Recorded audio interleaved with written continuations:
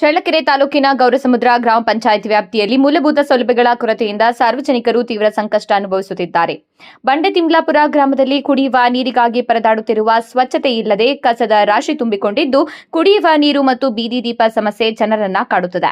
ಅಪ್ಪ ಅಮ್ಮನ ಜಗಳದಲ್ಲಿ ಕೂಸು ಬಡವಾಯಿತು ಎಂಬಂತೆಯೇ ಪಿಡಿಒಗಳ ಬೇಕು ಬೇಡ ಎಂಬ ರಾಜಕೀಯ ಒತ್ತಡದ ನಡುವೆ ಗ್ರಾಮಾಭಿವೃದ್ಧಿ ಕುಂಠಿತವಾಗಿದೆ ಎಂಬ ಆರೋಪಗಳು ಕೇಳಿಬಂದಿವೆ. ಗ್ರಾಮ ಪಂಚಾಯಿತಿ ಸದಸ್ಯರ ಅವಧಿ ಮುಗಿದ್ರೂ ಪಿಡಿಒ ನೇಮಕ ವಿಚಾರದಲ್ಲಿ ಮಾಜಿ ಸದಸ್ಯರ ಬಣ ರಾಜಕೀಯ ಮುಂದುವರೆದಿದ್ದು ಪಂಚಾಯಿತಿ ಆಡಳಿತ ಯಜಮಾನರಿಲ್ಲದ ಮನೆಯಂತಾಗಿದೆ ಎಂದು ಸಾರ್ವಜನಿಕರು ಆಕ್ರೋಶ ವ್ಯಕ್ತಪಡಿಸಿದ್ದಾರೆ. ಇನ್ನು ಪಂಚಾಯಿತಿ ಸಿಬ್ಬಂದಿಗಳಿಗೆ 4 ತಿಂಗಳಿನಿಂದ ವೇತನ ಪಾವತಿಯಾಗದೆ ಸಂಕಷ್ಟ ಎದುರಾಗಿದೆ.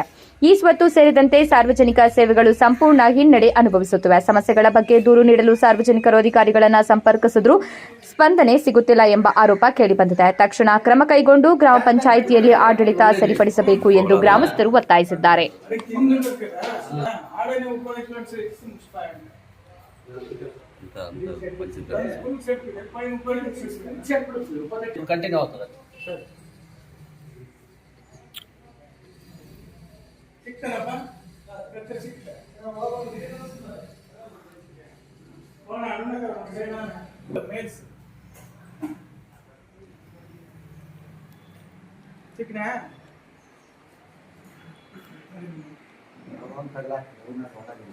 తగిలిస్తుంటే మనం తగిలిస్తప్పుడు జోరి ಈಗ ಜಲ್ದಿ ತಿರ್ಗಣ